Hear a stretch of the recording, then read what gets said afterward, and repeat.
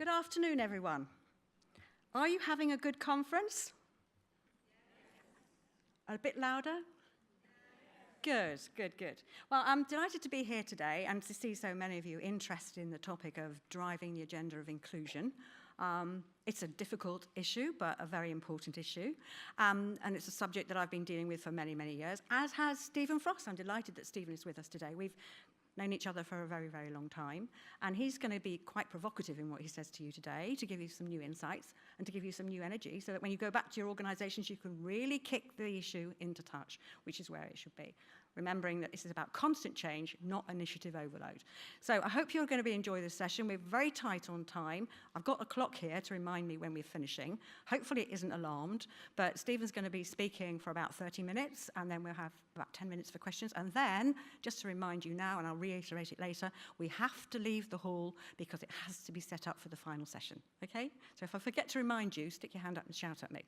Okay, so I'm going to hand over to Stephen now, and hope you enjoy the session. Thank you. Stephen. Thank you. Very good stuff. Here we go. Good afternoon, everybody. That was your second chance. Good afternoon, everybody. Very good. Good afternoon. I hope you had a good conference. Thank you very much, Diana, for those kind words, and it's really great to be here. So before I start, two caveats, if I may. Caveat number one, this is called a masterclass. Which is, of course, very gendered for a session on diversity and inclusion. So let's just call it a mistress class instead. The second caveat is that Peter Cheese promised me 1 hour, then became 40 minutes, and now it's down to 30. So this is going to be a compressed time experience. And we're going to therefore call it a mini mistress class over the next 30 minutes, if that's OK with you. We can tweet and follow the conversation on social media as well. So if you're doing that, please feel free. And if we don't have time, I'll be doing books in the session next door, stand 610, immediately afterwards. But it's great to be here, and it's great to see you all.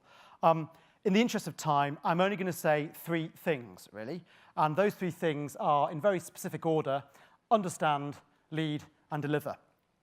Who here works in talent management? OK, it's about maybe 10% of the room. Who here works in diversity and inclusion? 20% of the room. OK. For those of you who raised your hands, who works in both talent management and diversity and inclusion? Because it's my strong view that if you raised your hand at all, you should have raised your hand all 3 times, because diversity and inclusion and talent management, if done properly, are intrinsically the same thing. Yet many of us in HR still believe that talent's over here and diversity and inclusion is over there. I spoke to an HR director last week who said, Steve, we'd love to do all the diversity stuff that you're advocating, but we cannot take a hit on talent. I said, well, absolutely, therein lies the absolute conundrum with the profession in one sense. So 3 things: understand, lead, and deliver. Starting very unimaginatively with point number 1, understand. Does anybody know who this is? It's the 1972 Olympic champion. Almost. 1968, Mexico City, Tommy Smith, Black Power salute. And he gave this Black Power salute and was promptly expelled from the Olympic Games. We brought him back in London 2012 as a hero, gave him the red carpet treatment for highlighting diversity and inclusion on an international stage. 3 things I'd like us to think about in terms of understanding. First of all, let's redefine diversity, inclusion, and talent management, not as opposite ends of the spectrum, but as intrinsically the same thing. Secondly, let's rediscover the real business case for doing this work. And thirdly, let's reframe the conversation. Because fundamentally, a lot of diversity folks have to lobby to get this on the agenda, which is bizarre, when actually the question isn't why should you do this stuff, it's why wouldn't you do this stuff. So first of all, what is diversity and inclusion? What is diversity? Any takers? Some of you said you worked in diversity and inclusion, so I'm hoping difference. OK. Many people think it's many different things. So difference, or maybe it's gender, maybe it's race. Actually, diversity is a noun, and it originates from the Middle English and the Old French diversité, a range of things. But of course, it also means in Old French repugnant, which is unfortunately how some people still view it. But diversity is fundamentally infinite. It's just a range of different people, because no 2 people on the planet are the same. No 2 DNA is the same. Let's just look at some diversity in the real world. This is Canada. Most people think of Canada as snowy, the Rockies, Mounties. Canada will actually be a minority white country within our lifetimes. Let's look at France, where there's a lot of controversy over gay marriage in France. In actual fact now, more French people, straight and gay, get civilly partnered than actually get married. So a law that was brought in for lesbian and gay people is now actually become the norm, and marriage is less favourable than civil partnership. Well, let's look in the United States, where income inequality now is something quite unique and quite different. The richest folks have got astronomically richer, whilst the poor folks have lagged massively behind. And that income disparity now is of real concern, and I would argue is a diversity issue across the Western world. So do we like diversity? There's this assumption that we do, and it's a good thing, and we should do it, but diversity can actually be problematic sometimes. Think about your Facebook friends. Who here is not on Facebook? Congratulations. Those of you who are, think of your top 5 Facebook friends. And how many of them are a different ethnicity to you? How many of them are disabled? How many of them have a very different cultural background to you? Think about LinkedIn. Who's not on LinkedIn? Almost nobody. All right, well, congratulations if you aren't. LinkedIn, think about your colleagues on LinkedIn, or who you'd like to link in to, who's desirable to be associated with on LinkedIn. Think about your partner. Or if it's not going so well, think about the partner you'd like to have. And in terms of that, isn't actually love the ultimate anti-diversity thing? Because it's reinforcing our own sense of self and our own self-worth in this crazy world. So actually, in terms of who our friends are, or who our colleagues are, or who we love, or even where we live, we often choose homogeneity over diversity. There's 3 paradigms in diversity inclusion. The first one I imaginatively call Diversity 101. And Diversity 101 is very much compliance-led, right? And this is still the dominant paradigm in North America, where beyond all the hype, we do this stuff because we have to, because we're worried about getting sued. So we do things for certain groups to show that we are consciously trying to tackle the problem. The problem with Diversity 101 is that it transfers responsibility to other people, that it's for gay people, or for women, or for disabled people. And this concept of the other has got massive historical kind of baggage. And by saying it's someone else's issue, it devoids the individual of personal responsibility for tackling this. And people outsource leadership. There's a second paradigm, Diversity 2.0, which is very marketing-led. And this, again, can have a valid reason to exist. Compliance has a role, marketing has a role. It can be very, very important. But the problem with this approach comes when actually it can be perceived as self-interest. That fundamentally, when women talk about gender equality, it's perceived as a women's issue, even though actually this is about gender equality for men and for women. So the problem often with Diversity 2.0 is that a marketing-led approach can be seen as self-interested and not acting in the collective interest of all of us. So there's a third paradigm, which I've tried to do a lot of research on and writing about and teaching about, which I very imaginatively call Real Inclusion, or 3.0. And the whole point of this is that beyond compliance, beyond marketing, this is about a systems approach to tackling these issues. So it's not about a bunch of initiatives. It's actually about tackling the root and branch systems in an organization where decisions are actually made. So then talent management and diversity inclusion become intrinsically the same thing. Because in terms of hiring the best person for the job, or if we're still talking about fit in the organization, we're actually thinking a little bit more about cognitive diversity and the need for difference, and actually embedding these at the points decisions are made during the recruitment or hiring process. So the thing about real inclusion for me is that it's infinite diversity. There's this phrase bandied about pale, male, and stale.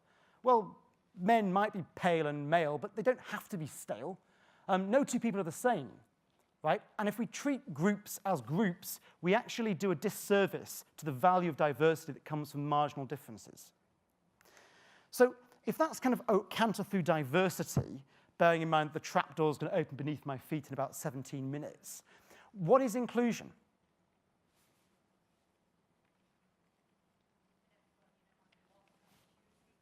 Sorry? Giving everybody, no matter who they are, what they look like, opportunity. Fantastic. Give everyone an opportunity. Absolutely. I mean, a very quick kind of summary is if diversity is the mix, inclusion is making it work. Right? Let's bring it together, giving everyone that opportunity. In actual fact, I think there's kind of 2 kinds of inclusion. And a lot of people now talk about inclusion, but that can be dangerous because you could argue that Switzerland's very inclusive, or the boards of FTSE 100 companies are very inclusive. but are they diverse? So token diversity can be used to decorate the tree and say we're being inclusive now. We have a woman on the board. Well, congratulations. Actually, real inclusion is about embracing infinite diversity. It's about a non-tokenistic approach to saying we value the marginal differences people bring. So two white guys who are cognitively very different, brilliant, because that reduces the risk in decision-making and so forth on the board. This is a picture of Sweden in 1967. And it's a picture of Sweden, a Stockholm, street in Stockholm, the day after the Swedish government changed the law from driving on the left to driving on the right. And I put this picture up simply to make the point that diversity without inclusion doesn't really work. So we do need diversity and inclusion to get value. And it doesn't just happen, right? I talked to a lot of particularly male senior executives who think they've got it now. We've talked about gender and women on boards for many years. You know, the Davies report's going quite well. We're nearing 25%. Every FTSE company now has at least one woman on its board. It doesn't just happen. There's no problem solution in inclusion. You actually have to make it happen. Here's an example from the Beijing Paralympic Games in 2008. I was very privileged. I was in the royal box, the nice seats over the center line there for the Paralympic volleyball.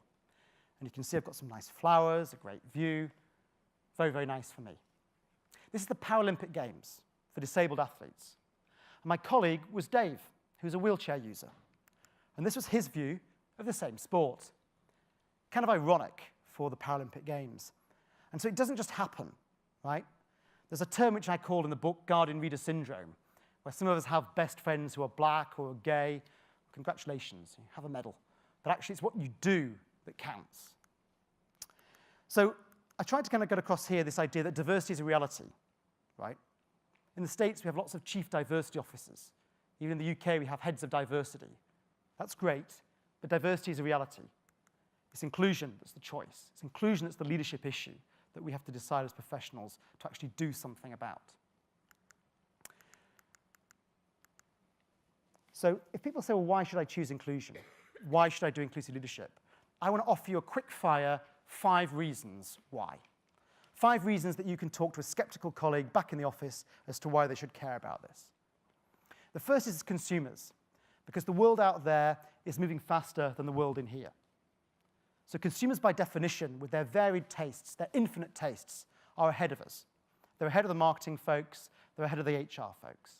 And unless we get a bit of that inside, we will never catch up. The second is recruitment.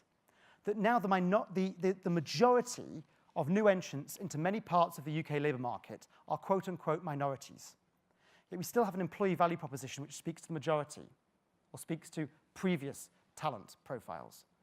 We urgently need to kind of tap into new talent for our own sake as well as for theirs. A third reason is productivity. We did this with Stonewall 12 years ago. People perform better when they can be themselves. There's loads of studies now to show the correlation between productivity, people being able to be themselves at work. Decision-making. Loads of literature now, particularly post the financial crisis, on the correlation between cognitive diversity around the table and limiting bad decision-making. Who's this guy? Darwin. Charles Darwin, most famous for The Origin of Species, written 150 years ago. And the main idea in his book was that you need diversity coming in order to select the best and have progress coming out the other side. There's a reason why the dinosaurs died off, right? So here he is today, here in Manchester, and very much so his ideas are alive and well in terms of inclusive leadership, right? If we don't have that diversity coming in, we cannot, by definition, select the best. We cannot, by definition, progress with the best ideas. There's a great book by Scott Page, who's a professor of mathematics at the University of Michigan. And he wrote a book called The Difference. And in that, he posited the diversity prediction theorem. That the value of diversity is in reducing the average error in decision-making.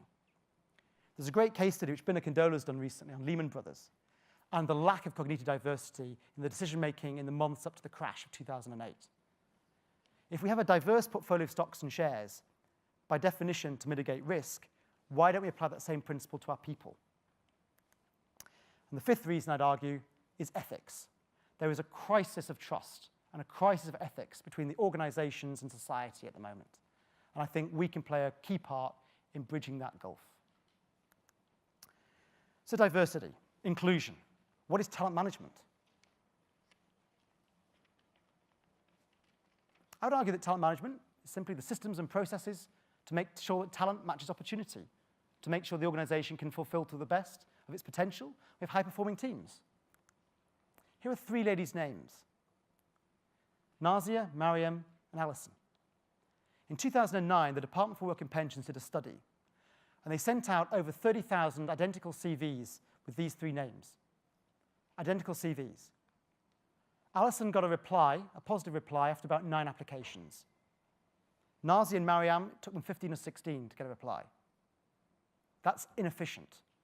Forget the discrimination and the bias and everything else. That's inefficient. It's bad talent management.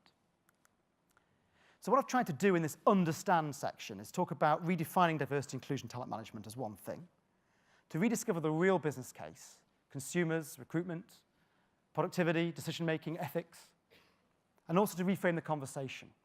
Not as to why should we do this, but why wouldn't you do this? So the second point, lead. Let's check I'm 10 minutes away from the trapdoor. So if we understand, and you'll forgive the pace of this, but it's, it is what it is. Lead, I think, is an essential second stage, right? Who knows who this is?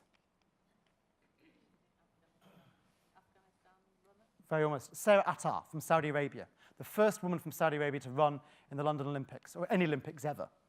So London 2012 was the first time that every team had women on its team. And by the way, the United States team had more women than men for the first time, and they won a disproportionate number of gold medals. So gender equality was good for gold. The 3 things I'd like us to think about in terms of leadership are simply these. Firstly, there is a difference between leadership and management, which I'm sure you already know, but it's worth reiterating. Secondly, transparency rather than confidentiality, and going against our instinctive reaction to hoard data. And thirdly, that leadership is a group process, not an individual, often male, egotistical, heroic crusade. So first of all, management versus leadership. Management is essential, it's technical, but it is top-down, authoritarian, and it does what it does. It is rarely transformative. Leadership is about transformative, simply about making the world a better place as a result of your presence. And it's a verb, not a noun. Anybody at any level can lead. A receptionist can lead. The janitor can lead. A secretary can lead. The CEO can lead, but the CEO is paid a lot more money, so should be leading. Here's a great leader who's shorter and got less hair than me. Yoda. Yoda, in The Empire Strikes Back in 1980, said, "Do or do not, there is no such thing as try." Right? Try to do diversity inclusion. No, it's a leadership issue. Do you believe this is important or not, and are we leading on it? Transparency versus confidentiality. The instinctive reaction amongst a lot of us is to hoard that information, to guard the information. Information is power. But actually, by being transparent with that information, amazing things can happen. This is a chap called David Morrison, who was Chief of Staff of the Australian Army last year. And many of you might have seen him on TV. There was a bad case of really bad sexism and chauvinism in the Australian Army. And he thought, right, as a straight white man in charge of the army, I'm going to go out there and talk about why diversity inclusion is important. And he said simply, on national TV to the entire country, the standard you walk past is the standard you accept. And that if you don't like diversity inclusion, get out, because there's no place for you in this band of brothers and sisters. It's pretty powerful. Just Google the YouTube video of him, David Morrison. But what he was doing really was being ultimately transparent with some very bad information. And the outcome was phenomenal. Basically, the peer review and the change from the norm being that that was acceptable behavior to the norm overnight becoming that was unacceptable behavior really changed the culture in the Australian Army. Group versus individual. Leadership is not an individual heroic crusade. If, when you are removed from the action, everything falls apart, you have failed to lead. Because leadership is a group process. At the Olympics and Paralympics, here's Paul, our CEO, Seb, our chair, and Desmond Tutu, who we invited to come and talk to our staff. And we launched a leadership pledge, which was for everybody to choose to sign up to if they wanted to. And it committed them to 3 things: to lead inclusively when they hire, when they buy, and when they design, in workforce, in procurement, and in customer service delivery. So we did this pledge, and here I am with my fellow heads of department in 2010, the majority of whom are white and non-disabled. These people chose to hire diverse talent because they realized it was in the collective interest to do so, and that talent and diversity were not diametrically opposed, but were of essence the same thing. Here's our diversity board, which we launched, and our final check of the stadium before the opening ceremony in July 2012. And of course, the reaction to this work, which isn't always positive, hence why people avoid doing it. The delightful Daily Mail said that Britain was going to take gold for the most politically correct Olympics ever. Luckily, a few weeks later, they then went on to say it was rather good. They, of course, got personal, and they said that we were driving up the bill for the Olympics and had a go, particularly at people who were involved in it. But ultimately, I think we prevailed and showed that diversity inclusion made for better games. So the 3 points I wanted to get across in this were simply that leadership and management are not the same thing, and that leadership actually is a diversity and inclusion issue, is a talent management issue, that transparency often can be a better way to get results rather than confidentiality, because appeal to people's good instincts and peer review to challenge unacceptable behavior, and that it's a group process, not an individual process, because actually we all have an interest in seeing this succeed. Understand, lead. My third and final point is deliver. A lot of diversity inclusion work remains in the realm of the theoretical. It remains a nice conversation, and so ultimately it fails. Because unless we make this real and actually affect change, then it will never have the credibility it needs to cause real change. So 3 things I'd like us to think about in this. First of all, if leadership is a group process, delivery must be about individual accountability. People cannot hide behind the group saying it's their job. How often does a line manager say that HR never gave me a diverse shortlist, therefore I couldn't hire? And how often does HR say, well, I gave them a diverse shortlist, but they never hired? Individual accountability. Secondly, competition rather than compliance. Don't adopt a 101 approach of being the audit police, but instead ask peer review to be your friend, and actually transparency to help challenge unacceptable behavior. And thirdly, to let go. Something that's very hard for all of us as professionals, but fundamentally to realize that we can't do it all ourselves, and the result would be worse if we did. So first of all, workforce procurement, service delivery. These 3 things we ask people to sign up to at the Olympics: when you hire, when you buy, when you design. And there are a range of diversity criteria on the left, and 3 areas where we wanted to intervene in the project to make a difference. In workforce, we had to recruit 200,000 people to put on the games. I was employee 57, so we started at the beginning, but we hired people based on a very systematic approach to diversity, inclusion, and talent management, looking at the supply of diverse talent and the demand for that diverse talent. And there's a range of programs we put in place. This is purposely inaccessible, but it shows you how we monitored everything by the month, by the department, by the grade. And we looked at long list, short list, hire, exit, by diversity strand, by department, by month. And we had a real-time or near real-time check and balance on how we were doing in terms of hiring diversity into the organization. We set out a lot of target zones, and I'd love questions on target zones because they're topical right now. KPMG has just gone public with the data on our workforce across sexual orientation, disability, ethnicity, and gender, and put out targets for 2018. Very controversial for some people. But the target zones are nothing more than what success would look like if we had a fully efficient, functioning labour market. And there we have point accountability for various aspects of diversity and a simple red, amber, green system to see if we're on track. We used the benchmarking. We used this idea of competition and ranked departments monthly on how they were doing in terms of hiring diversity into the organization. Again, not quotas, not compliance, but creating a market for diversity and inclusion. And nobody, especially alpha males, wanted to be at the bottom of a league table. Here's how we did. And if any of you saw the games last summer, I don't know, 2 summers ago, I don't know if any of you managed to go along and see it, or at least see it on telly, but we ended up with a super diverse workforce, and I'd argue it made for better games. 40% of our staff came from an ethnic minority background, versus 14% in the country at large, and so forth. These are the volunteers in Beijing. 1 million volunteers. I met every single one of them. They were delightful. But they could answer 10 questions, and if you asked an 11th question, you were stuck. Our folks, 70,000, allowed to be themselves, bring their whole selves to work. And yes, there are risks, because some of them with microphones said some quite interesting stuff. But on the whole, it's leadership responsibility to absorb that risk, allow people to be themselves, and provide better customer service as a result. If any of you saw the games of the opening ceremony, perhaps the highlight for me is when Tim Berners-Lee typed on the keyboard, "This is for everyone." That was his choosing, not my prescription. So finally then, individual accountability, competition rather than compliance, and the idea of letting go. You can't do it all yourself, and the result would be worse if you did.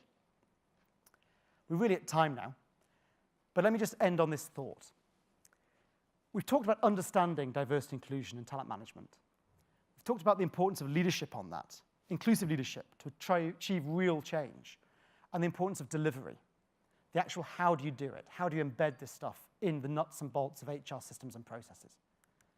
Here are 4 tools which I put in the book and I think are interesting for you to take away, which might be relevant and helpful in your own situation, in your organization. Talent pools. At KPMG, we hire thousands and thousands of people every year, and often we hire thousands and thousands that we don't, we actually interview thousands that we don't hire. All those silver medalists and bronze medalists are great people with great talent. Don't waste them. Capture them, particularly those diverse talents, and make sure that they can be kept warm, kept involved, and given more opportunities further down the line. Group interviews, basic behavioral economics. One-on-one, we hire people like us. It's unconscious bias, it's implicit association, it's just natural and normal, and it's what we all do. Instead, hire in teams. Even people who hate diversity are unlikely to hire 5 people the same in one go. The basic premise behind that is that we hire diversity in bundles, and we hire homogeneity one-on-one. Benchmarking, this idea that don't impose quotas or impose compliance, but create a market for diversity inclusion, and let peer review do its work. And thirdly and finally, this concept of leadership. Whenever I talk to HR colleagues, there is often an air of despair around diversity inclusion, that we don't have the time, we don't have the resources. But one thing that every single person in this room has, in infinite supply, free of charge, and wholly within their own control, is your own capacity to lead inclusively. There are those of our colleagues who we know who do a lot of talking, and there are those who actually do the doing. There are those who take or ignore, and those who give and listen. And I would argue strongly that inclusive leadership is about the givers and the doers. That ultimately we can enlarge the pie, we can create added value for organizations, we can create benefit for the individual's career and for the organization's collective intelligence. It's the same thing. I know that as professionals often there are a million reasons why we wouldn't do this stuff, because it can be scary, and we can be challenging the norms, challenging some sacred held beliefs. And that's why as professionals every day doing this work, we have to walk the line. Push too hard and you get shot down. Don't push at all and you're left in the wilderness and ignored. So walking the line is critical. I strongly believe, on the basis of the work I've done with teams and with colleagues around the country and around the world, that it's about courage, it's about creativity, and fundamentally this is and always should be about talent. So I'll leave you with a very humbling thought before I hand back to Diana. Sir Ken Robinson, who was the government's education advisor for many, many years, you may have heard him talk.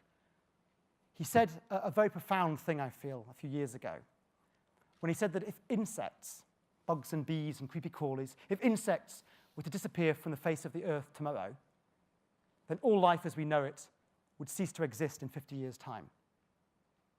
But if human beings were to disappear from the face of the earth tomorrow, then in 50 years' time, life will be flourishing. So with that thought, talent management, inclusive leadership is of critical importance. I thank you very much for being here.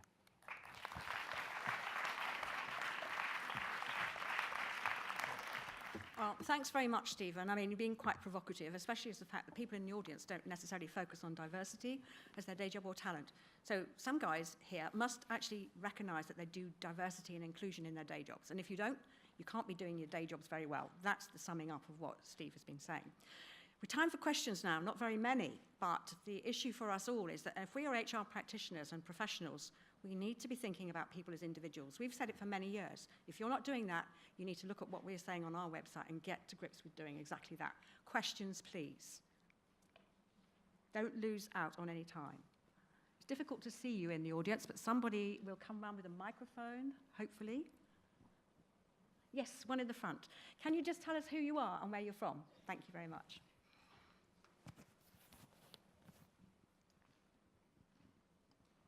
Hi, my name's Jenny and I work for a telecoms company called Elite Telecom. I just kind of wanted your thoughts on diversity in personalities as well. So we find that the biggest challenge we have with a lot of directors and managers hiring is that they hire extroverts. I think society pushes us all to be that type of person now.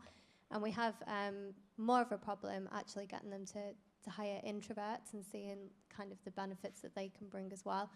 So I suppose just, Thanks. well, how would you? That's great. I mean, one of my favorite books is Quiet, right? The Value of the Introverts. I think it's a great point.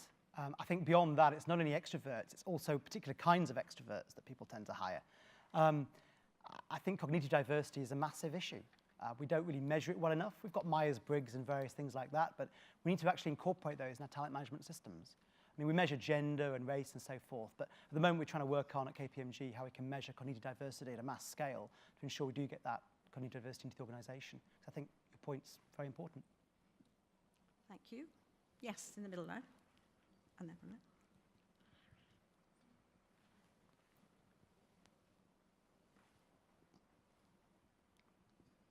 Hi, Lily Johnston. I work in the civil service and graduate talent recruitment and management. So we have several diversity strategies and schemes within our programs. And something that I've been thinking about is role modelling and how important that is to people when we're trying to attract them into the schemes on both the graduate and the diversity, more specifically, schemes. And how we can make that more believable, because if we don't have a diverse selection of role models in the senior civil service or across a breadth of grades, how are they going to see that they can actually progress to those levels if there's not anyone there at the moment? I think it's a great point. I mean, there's lots of focus on role models at the moment, about like diversity role models and so forth. I think that's critical. But another thing I'd say is the value of honesty, right? Don't try to like fool people, because grads are smart and they can see through it. So, I mean, one thing we've decided at KPMG is to be very, very honest. And we've said, you know, look, we've only got one black partner. That's not good enough, 2014. We've only got 15% of our partners are women. We're being honest. We're not trying to kid people. But actually, you can be part of the change if you come in. And you look at the response of a lot of the grads to the stuff we're saying, and it's phenomenal. So I think besides role models, honesty is a really important strategy, and telling people it often isn't a bed of roses, and do they want to be part of a change program? Yeah, I think that the other important point on this is to actually tell stories about how people have got to where they're at and what the issues were in travelling that journey, because you need to tell the truth. And if you don't tell the truth and you PR gloss everything, you're just really not going to be seen to be authentic. So to actually be transparent is important, and have the courage to be honest about when you're making a mistake so that people really believe you. There was somebody there, yes, thank you. Hi, Sue Henley here, Head of Talent Development and Inclusion for CA Technologies. Hi, Stephen. Hi, Sue. You talked quite a lot about encouraging competition in your previous role at Lowcock, and how that was helping to increase the diversity across different groups and businesses. And in your new role at KPMG, you've looked at putting targets in for 2018. Do you just want to explain why you've kind of gone that way? Why I've gone for targets? Yeah. And competition, or opposed to competition, or? So previously you talked about really encouraging people through competitiveness to increase diversity, and you're now going for some targets within KPMG? Going for both. So I think competition and targets play a role. I think only targets can be misperceived as quotas, right? Which is not the case at all. Targets are nothing more than what would happen if we had an efficient labour market. If you've got 50% women at a certain grade, right, then theoretically 50% of your promotion should be female. Right? The fact that it's massively under 50% suggests something's going on, and it's not all kids, right? So I think competition is really important, and putting forward the targets is really important, and I think they can go hand in hand. Thank you. Yeah. Any more questions? I thought there were a couple of up, otherwise I'd spend longer on that question, but I thought there were two over there. So. Yeah, well, there's some over there. Oh, sorry. Yes, at the back, sorry. Oh, hi. We need binoculars. I just want to stand up. Stefan, yes, I don't want to ask questions, but I want to make some comments because I come from China, and I'm really interested in the comparison you made between the Beijing Olympics and the London Olympics. Yeah, I think it's really inspired me because I think because of the government and the Olympic committees, they didn't make aware of diversity or inclusion, then they made the pictures you showed. It just really inspired me. And also, I think, but I'm not government man, I'm just a student here studying in the UK. So I just want to say thank you. That's really inspired me. And may I take a photo with you after your session? Then I will show to my friends that this man inspired me and would inspire the Chinese government in the future. Okay, maybe. 谢谢. Thank you. I'll just say one thing. Besides Xie, I will say this. I worked with the Beijing Organizing Committee quite a bit, and one great thing they did for diversity inclusion was they made the centre of Beijing the most accessible city centre in the world. They did 28,000 drop curbs in 6 weeks and made the centre of Beijing great for wheelchair users. Thank you. Any more? Yes, at the back there. Hi. I was listening to something on the radio, can't remember when, recently about a taxi firm in Rotherham who are having problems because customers were being very specific in the drivers that they were requesting, and far against equal opportunities, let alone diversity, inclusion, what have you. What advice would you give to organisations who are having issues with their customers in being able to develop their diversity in the way that they would like? Thank you. I'm conscious I'm at time, so this answer is not going to do your question justice. Let's chat afterwards, because it's a massive question. My personal view is that Rotherham is a very specific case, given what's happened there recently. But as a general rule, I think it depends how you view human nature, right? Do you believe that people are intrinsically good or not? And I think in most cases, you've got to believe in your customers, right? That fundamentally, as society changes, they want to do the right thing.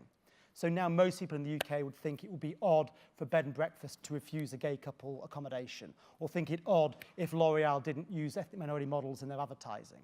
So I think as society changes, you've got to believe in the goodness of people and that consumers generally are on the right side of history. Of course, there are cases where that's not the case. I think it's particularly acute in professional services where you have a client who's paying you lots of money and they may have a particular view. What do you do? It's a real ethical dilemma.